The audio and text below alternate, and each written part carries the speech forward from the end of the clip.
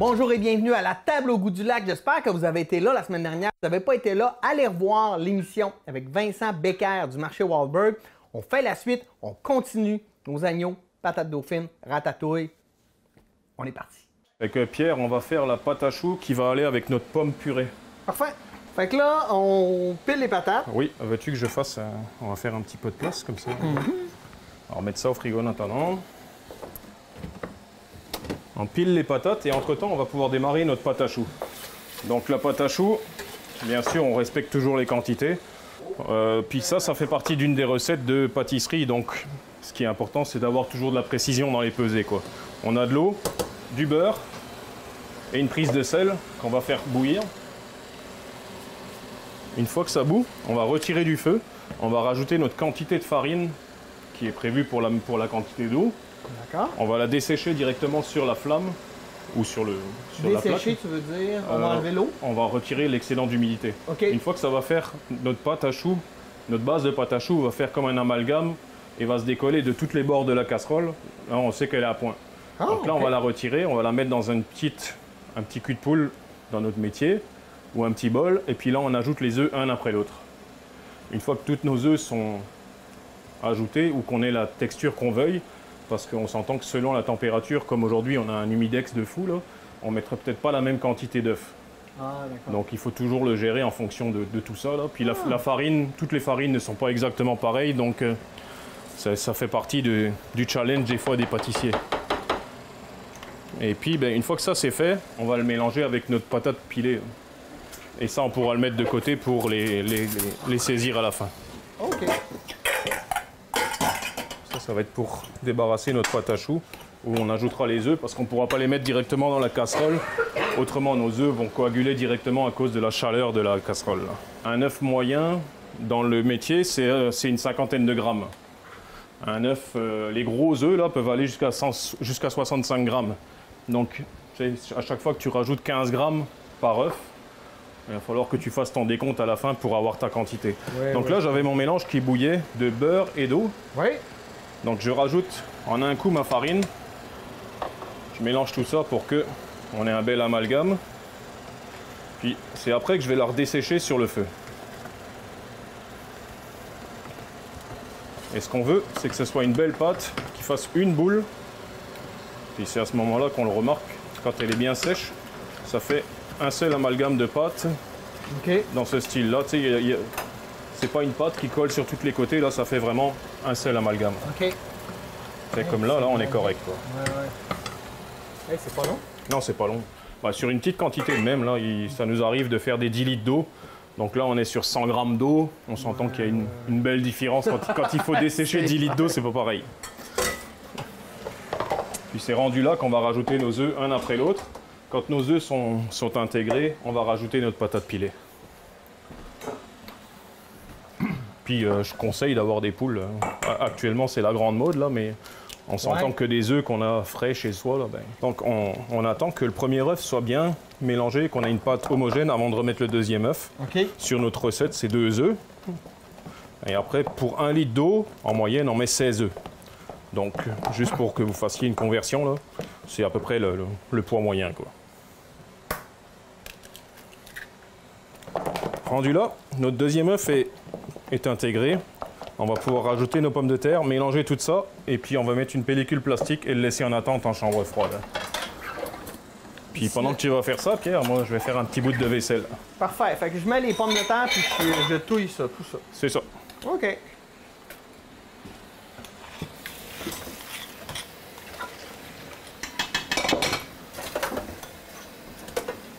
OK, regardez-moi bien. Oh! Est-ce que c'est supposé ressembler à ça? C'est exactement ça, Pierre. On va rectifier l'assaisonnement sel-poivre. Donc on va le goûter avec une petite cuillère de préférence, on ne met pas les doigts dedans. Ouais, on va prendre celle-là. Et puis, une fois que c'est assaisonné, on mettra une pellicule plastique et on va le laisser de côté jusqu'à ce qu'on en ait besoin. Comme des patates pilées, mais très plus collant. Tu sais, la texture est vraiment différente. Puis là, l'avantage de la pâte à choux, c'est que ça va souffler dans la friteuse ouais, en gardant l'aspect patate pilée au milieu, quoi. Bon, on va mettre, moi, j'ajouterai un peu de sel. Là. Je te fais confiance.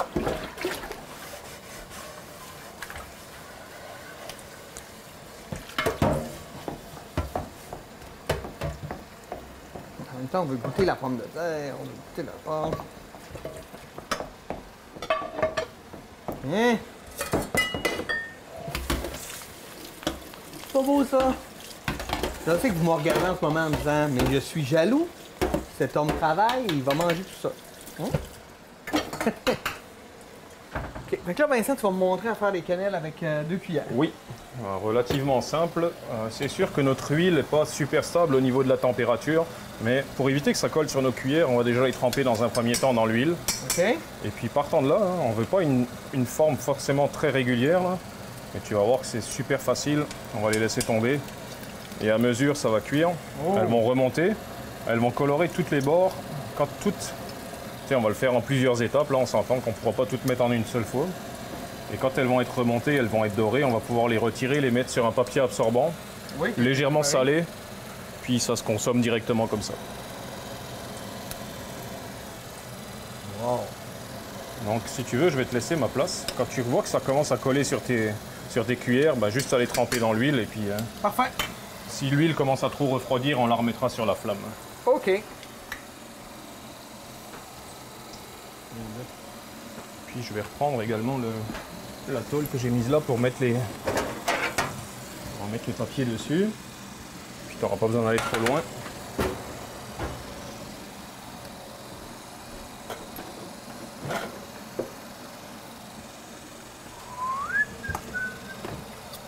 Ça c'est bien beau. Puis on va remettre un peu sur la chaleur pour être sûr.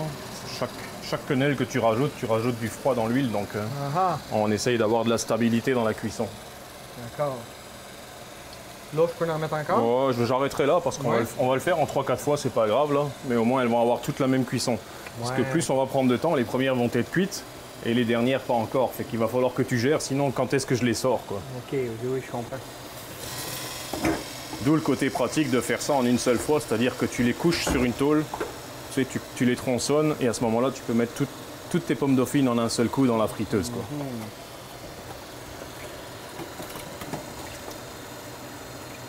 Et ça marche vraiment que quand tu as vraiment beaucoup de place à la maison, que tu as de la place de stockage, que tu as un congélateur qui est alloué à ça. Donc, Ouais. c'est sûr qu'à la maison, on ne travaille pas de la même manière. Donc là, on attend qu'il... Elle soit bien alors, colorée. hein? Oui, il faut que ce soit coloré absolument.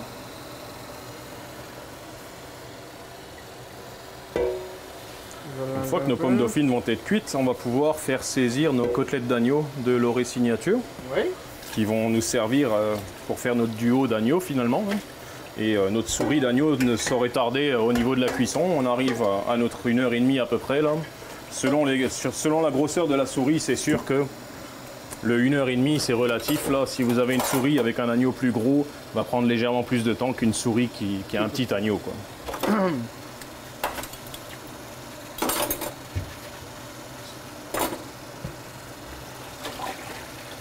On commence à avoir des côtés qui... Excellent. C'est exactement ça, Pierre. À mi-cuisson, généralement, il faudrait les virer de bord justement pour qu'elles soient bien colorées de toutes bords et toutes côtés. Je suis là-dedans.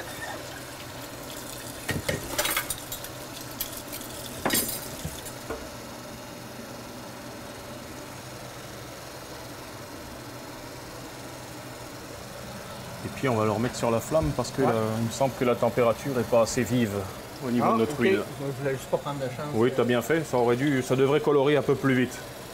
C'est sûr, plus longtemps tu vas les laisser dans l'huile, plus elles vont s'imprégner de graisse. Ouais. Avec le côté gras, on essaye de l'éviter au maximum. C'est pas ça qu'on veut. C'est le côté friture qu'on veut. C'est ça. Le côté croustillant de la friture finalement, mais pas le côté gras, quoi.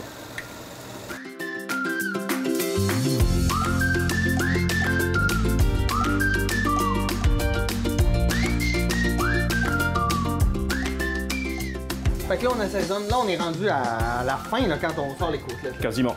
Là, on approche de la fin. Nos légumes sont déjà cuits. Notre dernier élément, ça va être les côtelettes, sachant qu'on ne veut pas les faire trop cuites.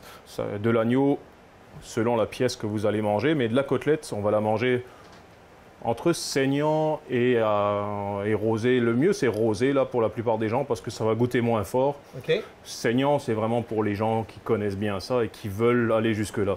Donc ce qu'on va vouloir, c'est qu'elle soit bien assaisonnée, que ça ait du goût et que ce soit vraiment bien rôti de chaque bord avec le côté comme saignant ou rosé dans le milieu, quoi. Vous appelez ça médium ici, donc on va partir sur cette cuisson-là. Parfait.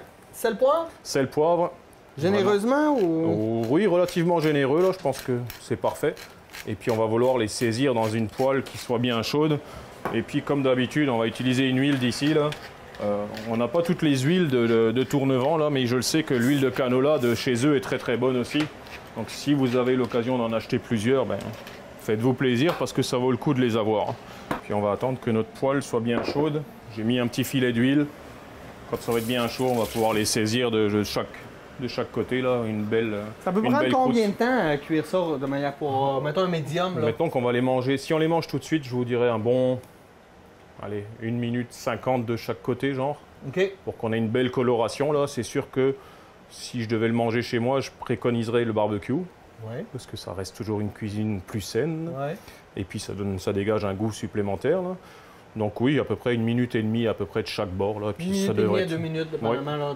Puis ce qui est intéressant, c'est que oui, le côté gras, là, vous allez dire, ouais, c'est de la graisse. Mais par contre, une graisse comme ça, qui est bien caramélisée avec l'effet Maillard, c'est-à-dire le contraste de chaleur qui va faire une croûte sur notre viande, ça s'appelle l'effet Maillard. Cette graisse-là va devenir super agréable à manger, là, puis ça développe un goût, là, c'est assez phénoménal. Un peu comme le gras du magret de canard aussi. Exactement. Là, ça se mange pas cru de même, mais une fois bien doré, bien coloré, c'est agréable à manger, quoi.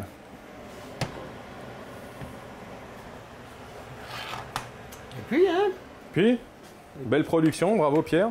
Quand même. On est vraiment des belles pommes dauphines. Ça faisait longtemps que j'avais pas vu une belle production de même. Ouais, je sais pas, mais c'est la première fois que j'en fais. C'est sûr que on va commencer à... C'est sûr que les formes sont pas régulières. Je sais qu'en cuisine, on aime ça avoir des formes régulières. Oui, mais par contre, on arrive à faire quelque chose de vraiment joli. On va faire un beau montage d'assiettes.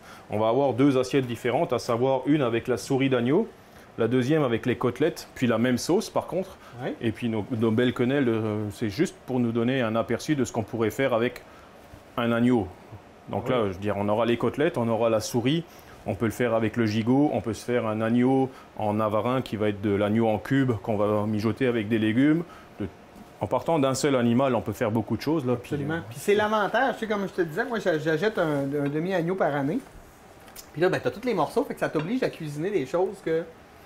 C'est ça. C'est comme un collier. Moi, avant, j'achetais jamais un collier d'agneau. Non, ouais, ça donne là, pas envie, c'est sûr. Ben, non, mais là, tu trouves comment les faire, que ce soit bon. Oui. C'est rarement... Puis la même cuisson que pour la souris, là, quelque chose de relativement simple. Puis je pense que la cuisine mérite d'être simple souvent quand même. Là. Si on prend des bons produits et on reste dans la simplicité, on arrive quand même à quelque chose de cohérent. Ce qui est intéressant, moi, ce que j'aime faire, entre autres pour l'agneau, c'est que je vais en voir du côté soit de la Méditerranée ou... On va pouvoir y aller, Pierre? Oui, on est prêt. Et puis je regarde les recettes, tu sais, j'ai une recette d'agneau iranien avec de l'agneau haché, là, c'est de la menthe, c'est délicieux, mais j'aurais jamais pensé à faire ça si j'avais pas trouvé une recette. C'est sûr que l'agneau et de la menthe, là, ça fait toujours, c'est toujours winner.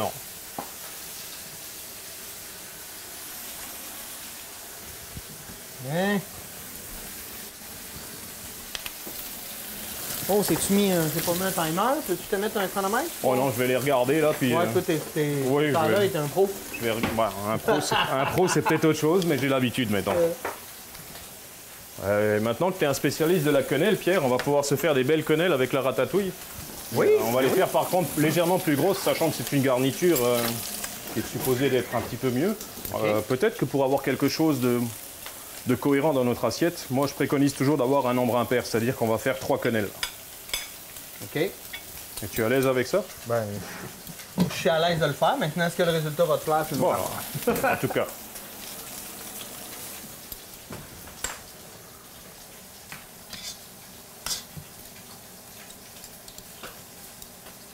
Oui, c'est bon. OK.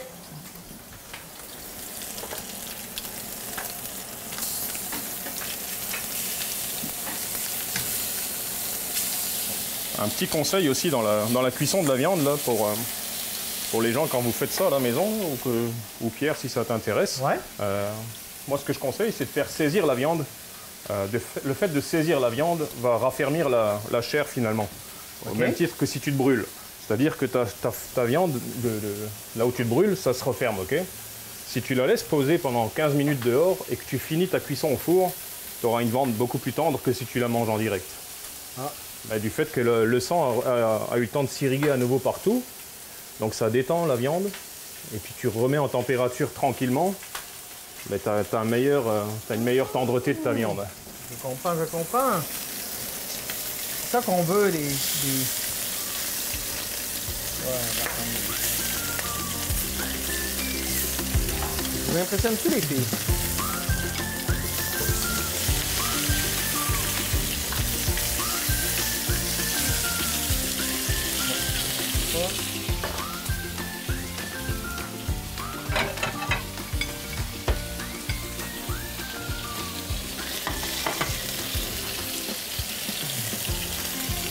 Hey, ça sent le bonheur.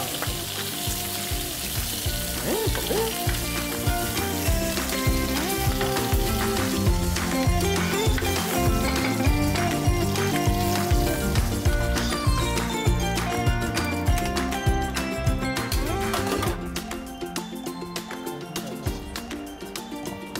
Nos souris vont être prêtes, on va les sortir également.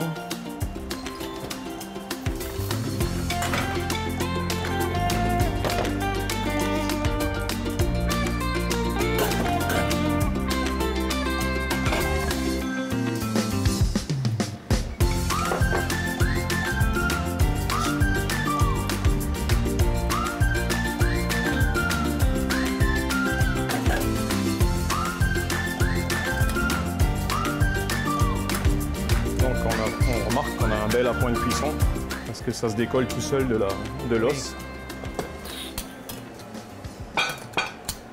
Notre cuisson pour nos souris est vraiment mielle. On a eu une belle coloration au départ, donc ça nous a aidé à avoir une belle cuisson à la fin. Et puis ben, notre sauce également elle est parfaite. On a une belle onctuosité.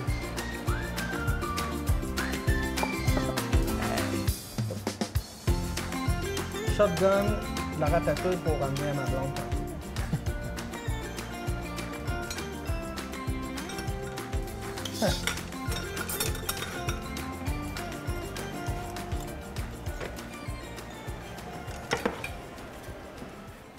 Là, Pierre, je vais mettre la casserole de sauce. Est-ce que c'est le bonheur, ça? C'est bien parfait. Ça goûte le ciel. Mais ça sent le ciel, en tout cas. Je vais poser la casserole avec la sauce, mais ne la touche pas parce que ça sort du four et tu risques de rester collé dessus. Fait que oui, parfait. Pour le moment, c'est juste en attente. Donc, comme on le disait tantôt, on a le choix. On mange soit côtelette, soit souris, ou si vous avez des convives qui voulaient faire plaisir, on fait un mix. C'est sûr qu'au niveau de la présentation, ce sera moins joli, sachant que la souris, on va être obligé de la couper ou de racler une partie. Ouais. Mais je vous dirais qu'une portion de viande comme ça, avec 2 belles côtelettes de cette taille-là, normalement, on a bien mangé. On est en voiture. On va mettre la sauce en dessous parce que je trouve ça plus joli de ne pas avoir la sauce qui nappe. Je vais laisser tous les éléments de décoration, à savoir les carottes à l'intérieur, parce que c'est sûr que ce serait dommage de les retirer. La sauce en dessous, toi. Parce que ça va cacher finalement notre cuisson. Oui. Et puis malheureusement, si on le met par-dessus, tout l'effet croustillant de la viande sera perdu, quoi. Je comprends. Ça. Et puis, pour finaliser,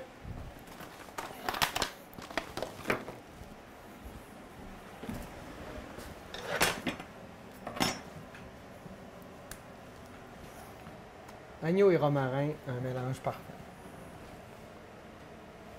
Tiens, fait qu'on est correct avec ça.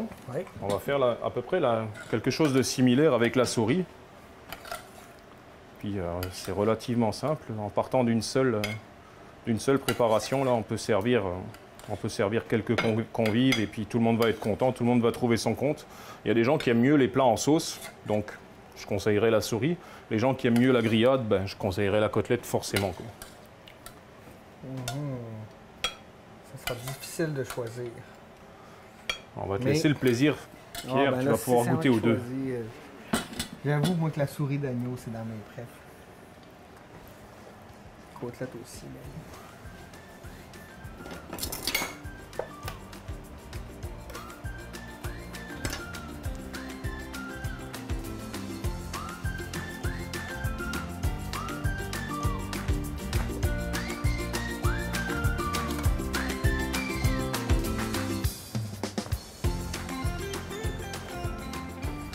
Bon,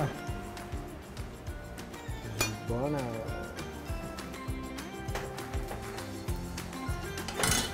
mettre la sauce après.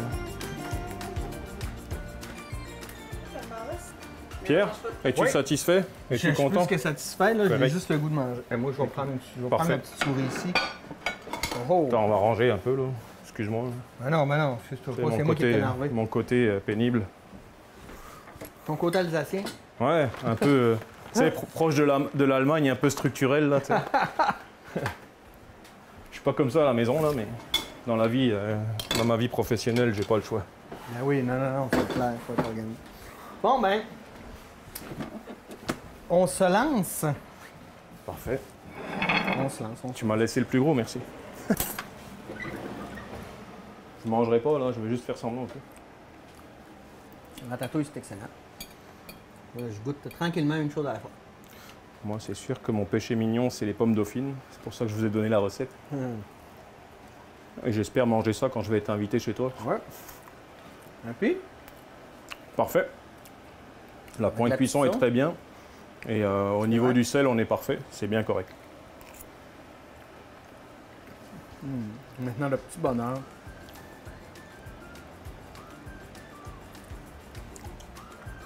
Belle réussite, Pierre. Ah, ça se défait tout seul. Ça se défait tout seul.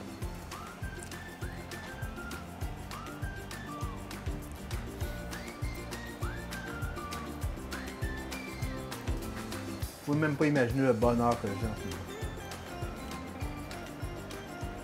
moment. Ma viande préférée, cuite d'une manière extraordinaire. Délicieux.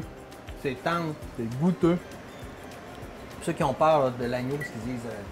ma mère, elle disait ça de son vivant, ça goûte le poêle. Non, Ouais. non, ça n'a rien à voir. Non, C'est non, tellement bien cuit, c'est délicieux. Mais c'est une viande qui goûte, tu sais, c'est...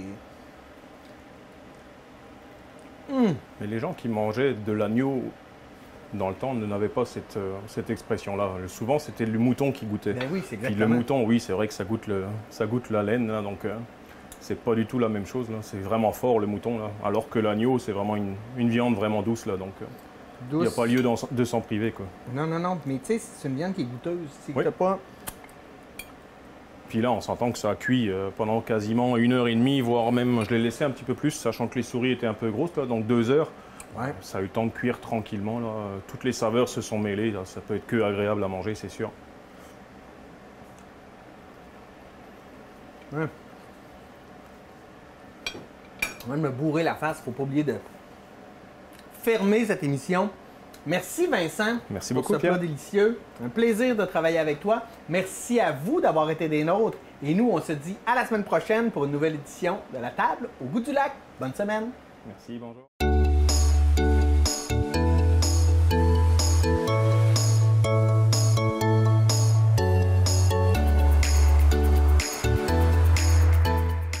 J'aimerais vous parler des produits Manon B. C'est Manon Brassard Terroir et Décoration de Saint-Félicien qui nous offre des produits déjà tout faits. Ben, pas tout fait, mais presque. Vous voulez manger une écorce boréale? Vous trouvez ça bon? Vous trouvez qu'il y en a pas assez? Vous pouvez acheter le kit et le faire vous-même chez vous. C'est clé en main. Déjà, tout est là. Soupe au parfum boréal. Regardez comment ça a l'air bon, tout ça. Extraordinaire. Probablement que tu as juste à rajouter de l'eau. Fait de la belle soupe. Ici, biscuits d'antan avec canneberge. Hein? On a tout le mélange à biscuits, les canneberges qui sont là. Regardez ça aussi, hein? Crêpes ou gaufres, dépendamment de ce que vous aimez le plus, à la farine de gourgane. Oui, encore un beau produit, la gourgane d'ici. Et donc, ça, c'est des produits du coin, préparés par Manon Brassard, Terroir et Décoration à Saint-Félicien, qui fait affaire avec que des produits locaux.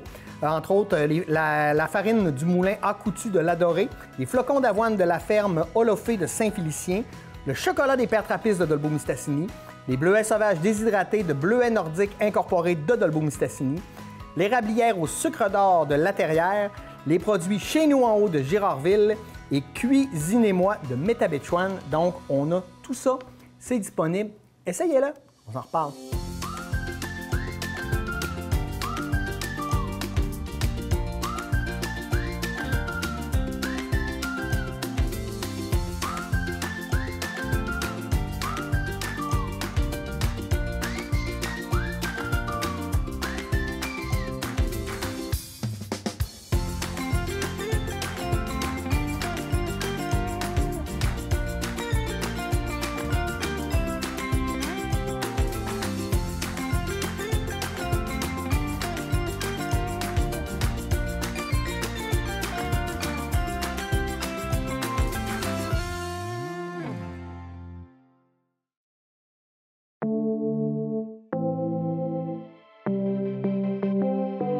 La raison pour laquelle j'ai choisi de faire l'AEC, c'est un perfectionnement dans le fond personnel. J'ai voulu suivre cette formation pour évoluer dans ce métier. Qu'est-ce que l'AEC comporte? On commence surtout par le théorique, puis ensuite on a le pratique. On a des cours de comptabilité, à faire en langue seconde. On a des cours de management aussi, comment faire avec le personnel quand on va en avoir ou si on en a déjà. Fait que dans le fond, l'AEC se donne la plupart du temps en ligne, du lundi, mardi. Mercredi, jeudi, on le fait ici. Ça se fait super bien. Cet AEC, c'est vraiment une expérience à vivre. Ça nous permet justement de toucher à tout, puis vraiment avoir un bon ensemble là, de qu'est-ce que c'est le milieu de l'hôtellerie et de la restauration. T'aimes ça avoir peur?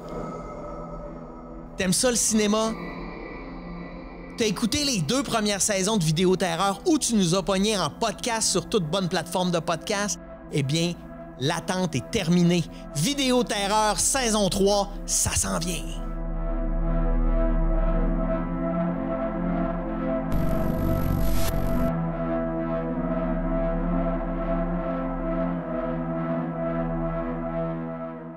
Bonjour, bienvenue à Impro en studio. Impro en studio. À Impro en studio.